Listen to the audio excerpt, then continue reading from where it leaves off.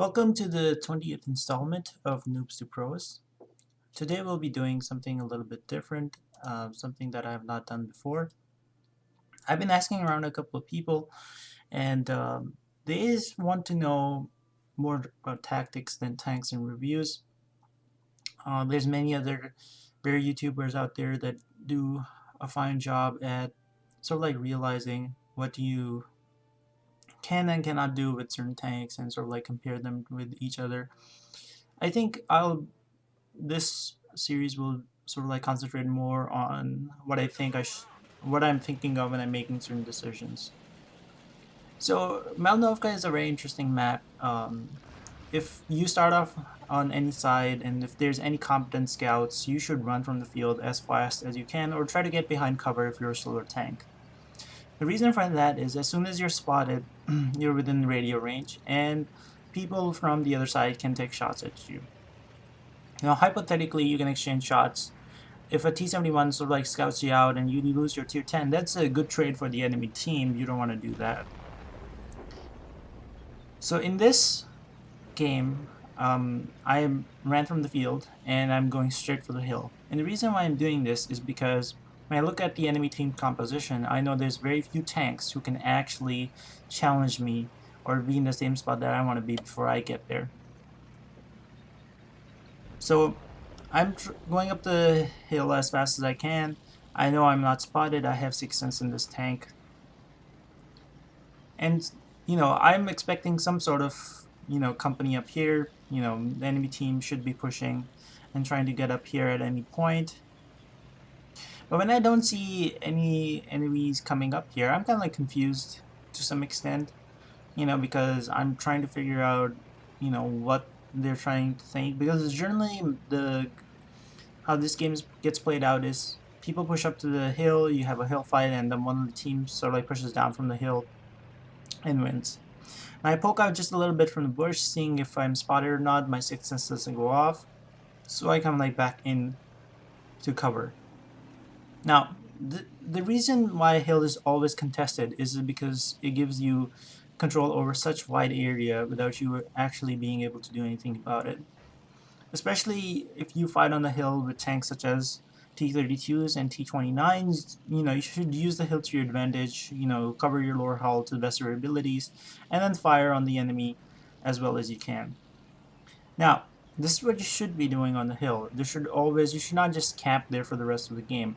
I see my teammates pushing in from the field, from the town into the forest, and I'm gonna make sure that I provide them support by putting as much fire down range as I can. Now here I try to switch targets and try to take out the bishop, and the reason why I want to do that is bishop is one of their better players on their team as per XVM. So I'm trying to put as much pressure as I can on them. Now it's old habit that I try to move back and forth. Unless your 6th sense goes off, you should just stay in your spot. Because there's absolutely nothing you're going to get from moving back and forth. I fired a couple of blind shots where the tank was last spotted because the KB1 is an incredibly slow tank, and I'm pretty sure, I can hit it maybe once out of the 2 blind shots because it's slow to change directions, slow to back up.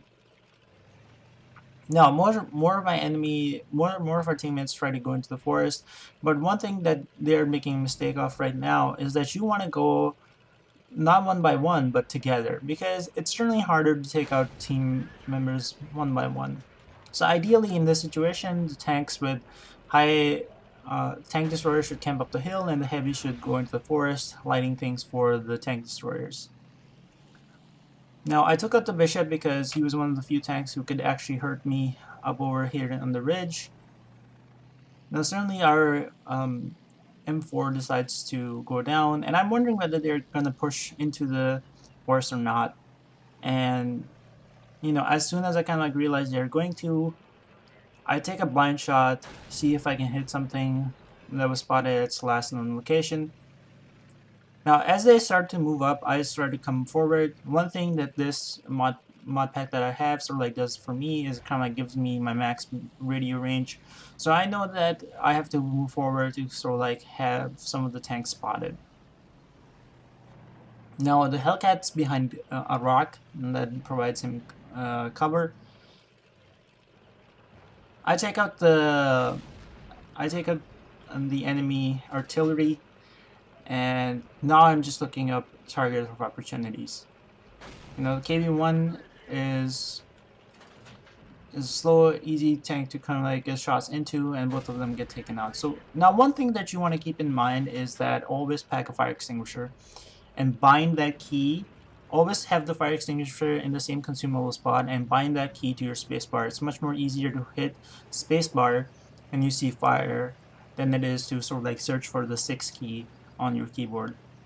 Now I know the Hellcat's in a better spot there, and the score is pretty close, so I don't want to push up the forest. I might have taken a couple of shots before I could even spot him, and I might have lost in that encounter. So what I'm doing is I'm actually going to push the field, because I know the Hellcat is camping in the forest somewhere, and I think he's expecting me to push as well.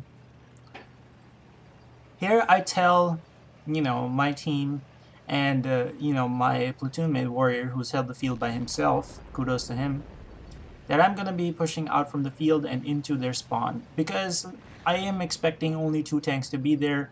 One of them is the Type T-34, who I think is camping in the corner bush, and that was because one of our teammates got killed by a Type T-34 as I was staring, and so that's what like told me that the Type T-34 is probably camping the field.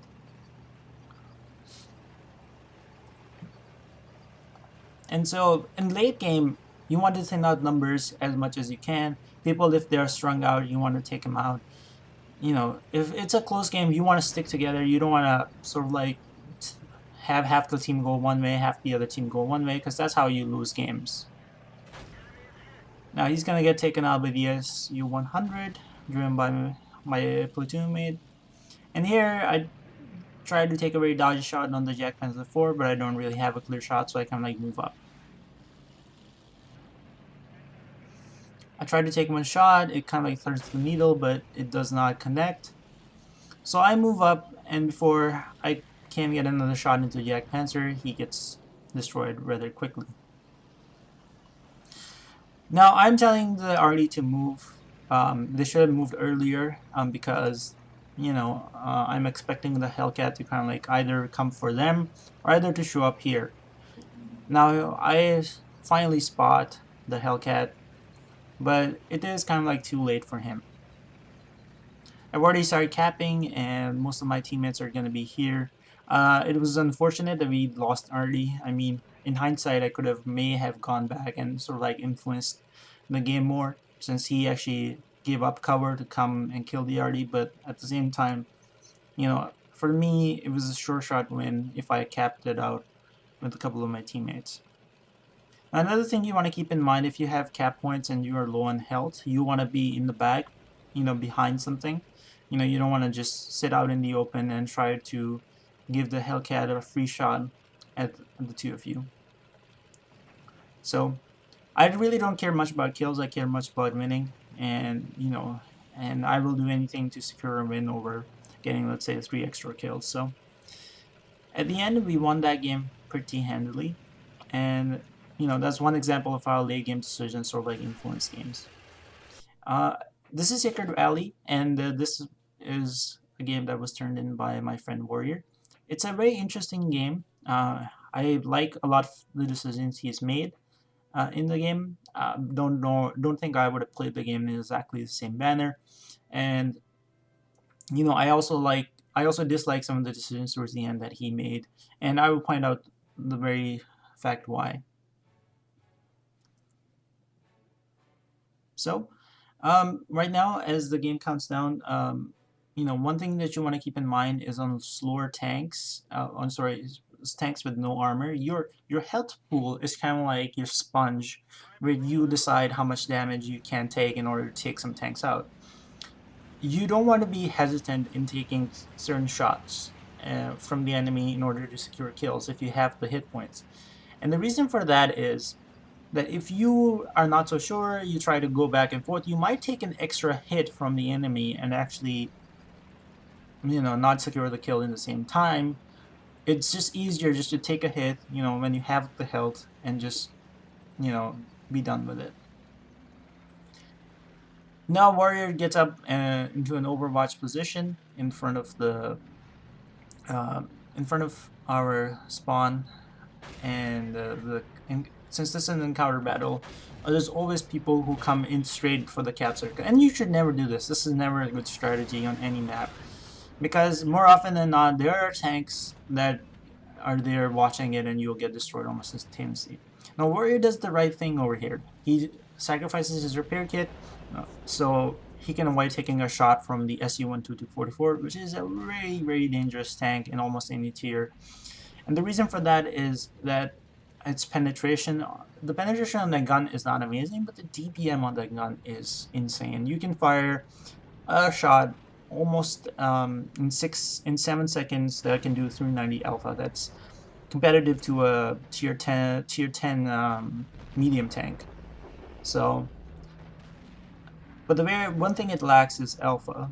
Oh, sorry, penetration, and that's where the SU-12244 sort of like is not that good.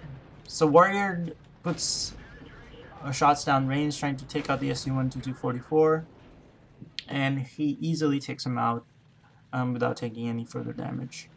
He tries to turn to provide support on the other flank, but he doesn't really have a clear shot. And now, the KV-2 reveals himself.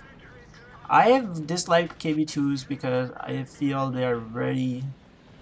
I don't like derpy tanks, honestly, and the reason for that is very simple. Derpy tanks do not provide consistent damage, their journey accuracy is pretty terrible, and it's very hard to kind of like figure out what they're going to, damage they're going to do. So I don't own a KV-2, and I'll probably sell my SU-152 once I actually get the ISU-152. Now Warrior again assumes the same spot. He made the correct choice in not taking a hit from the KV-2. It would have wrecked most of his health very easily. And he has no more shots where he's sitting right now. Another thing that towards the end, one thing that you're going to keep in mind about taking damage is, and once you take an X amount of damage, it sort of like clue you in as to what tank is shooting at you. Even if the Stug, for example, or even if the SU-12244 did not know what was shooting at it, the amount of damage that you're taking, and the amount how quickly something's firing should clue you in as to what is actually firing at you, even if you don't see it. So Warrior decides to go and maybe take a different approach, but then kind of like decides against it. And this M4 with the derp gun comes into the open and actually turns around and tries to seek cover, which is not a very good strategy. If you're getting fired upon by a quick firing tank like a autoloader, the best thing you want to do is you want to get back into cover by reversing, not by actually turning around. Very few tanks have the traverse to turn around quickly enough to get back into cover. So this T-3485 finally comes in to sort of like reset the cap, and he kind of like pays for it with his life since he did not have that much health to begin with.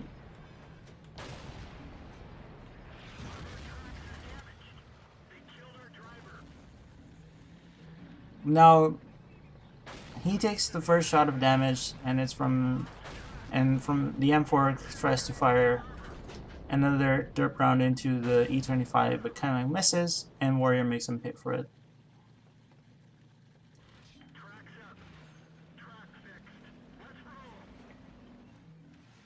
Now the game is actually pretty close. 9-9 is a very close score.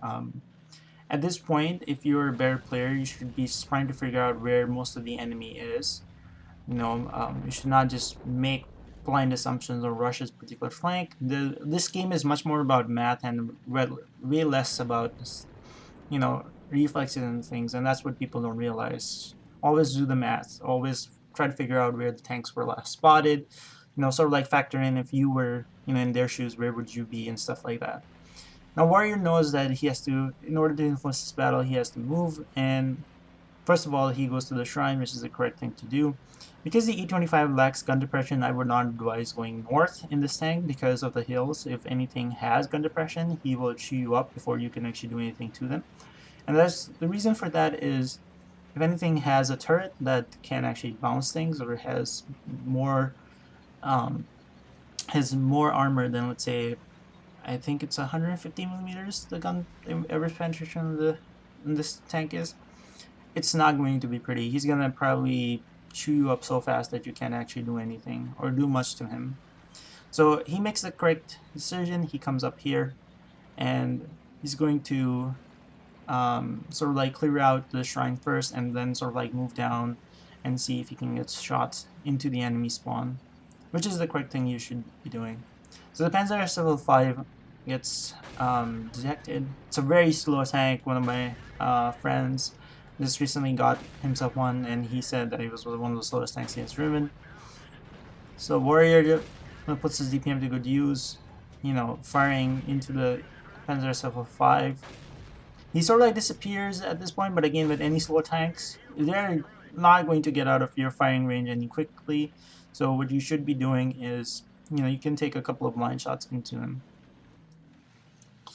Now again, this is a mistake that a lot of people make. You should never cap out when there's enemy tanks still unaccounted for, because you are giving your position away. You're basically broadcasting your position to everybody. You're saying, here's where I am, come get me. And very quickly, the game that was very even turns from being even to where Warrior has kind of like has to fend for himself and hope win this battle for them. Now he goes for the RD, which is the tank he knows location about. And from that point onwards, you know, RDs at the late game can influence battles a lot, and it's because they can provide support from across the map. They don't have to be close to the tanks they're trying to support. So he first takes out one of the RDs, and then he spots the SU-100, and he fires SU-1 into SU-100.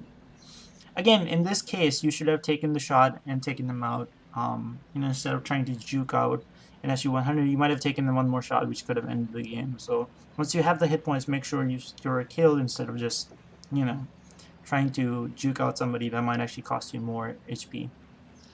So S51 spotted, he fires, and he misses, and Warrior makes him pay for it by taking him out. Now Warrior makes a series of very correct decisions here. He goes up, he'll use a couple of bushes to spot the tank, spot the Black Prince, but the Black Prince is at full health, and